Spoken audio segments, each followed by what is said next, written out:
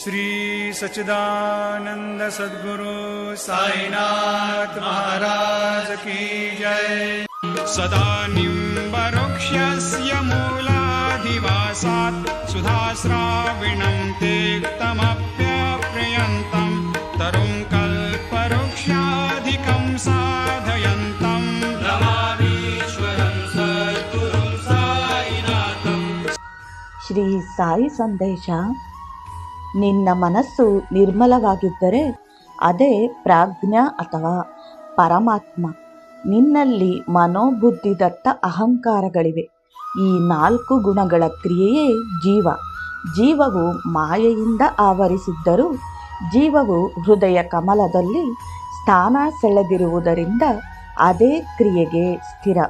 ದೇವರನ್ನು ಸಚ್ಚಿದಾನಂದ ಮೂರ್ತಿ, ನಿರ್ಮಲ ನಿರಾಡಂಬರ ಪರಮಾತ್ಮ ಎಂದು ಹೇಳಿದೆ. ಪ್ರತಿಯೊಂದು ಜೀವಿಯಲ್ಲಿಯೂ ಇರುವ ಪರಮಾತ್ಮ ಮಾಯೆಯಿಂದ ಬಿಡಲ್ಪಟ್ಟನೋ ಆತ್ಮಕ್ಕೆ ಮುಕ್ತಿ, ದೇಹಕ್ಕಲ್ಲ. ನೀನು ಅನೇಕ ಜನುಮಗಳನ್ನು ಎತ್ತುತ್ತಿರುವೆ. ಆದುದರಿಂದ ನಿನ್ನ ಬಂಧನಗಳು ಹೆಚ್ಚುತ್ತಿವೆಯೇ ಹೊರತು ಕಮ್ಮಿಯಾಗುತ್ತಿಲ್ಲ. ಇದನ್ನು ಕಮ್ಮಿಯಾಗಿಸಲು ಬಲವಾದ ಪ್ರಯತ್ನ ಮಾಡು. ಆತ್ಮತತ್ವ ಎಂಬ ಸಚ್ಚಿತ್ ಆನಂದ ದೇಹದಲ್ಲಿ ಸೇರಿದೆ. ಇದರಿಂದ ಆಗಿರುವ ಆತ್ಮವೇ ಜೀವ. ದೇಹದಲ್ಲಿರುವ ಶುದ್ಧ ಹೃದಯ ದೈವಿಕ ಶಕ್ತಿ. ನೈಜ ಆತ್ಮಕ್ಕೆ ಜನನ ಮರಣದ ಚಿಂತೆಯಿಲ್ಲ. ಅದು ಯಾವಾಗಲೂ ನಿತ್ಯ. ಅದು ಆನಂದ. ಆತ್ಮವನ್ನು ಅರಿಯದವ ಮಾನವ ಜನ್ಮವನ್ನು ಬಿಸಾಡಿದಂತೆ. ಆತ್ಮಾನುಭವವಿಲ್ಲದೆ ಸಂಸಾರದಿಂದ ಮುಕ್ತರಾಗಲಾಗುವುದಿಲ್ಲ. ಈ ದೇಹ ಮರಣವನ್ನಪ್ಪುವುದಕ್ಕೆ ಮುಂಚೆ ದೇವರನ್ನು ತಿಳಿದರೆ ಅವನಿಗೆ ಈ ಪ್ರಾಪಂಚಿಕ ಬಂಧನದಿಂದ ಮುಕ್ತಿ.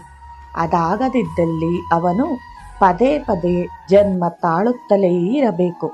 ನಿನಗೆ ದೇವರ ಸಾಕ್ಷಾತ್ಕಾರವಾದಾಗ ನೀನು ಸಂಸಾರ ಬಂಧನದಿಂದ ಮುಕ್ತನಾಗುತ್ತೀಯೆ.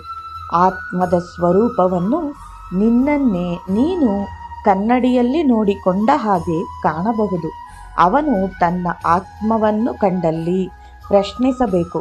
ಅವನು ತನ್ನಲ್ಲಿ ತಾನೇ ನುಸುಳಬೇಕು. ಏಕೆಂದರೆ ಆತ್ಮ ಹುದುಗಿಕೊಂಡಿದೆ.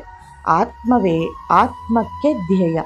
ಆದ್ದರಿಂದ ಆತ್ಮದಿಂದಲೇ ಆತ್ಮಾನುಭವ ಪಡೆ. ಜೈ ಸಾಯಿರಾಮ್.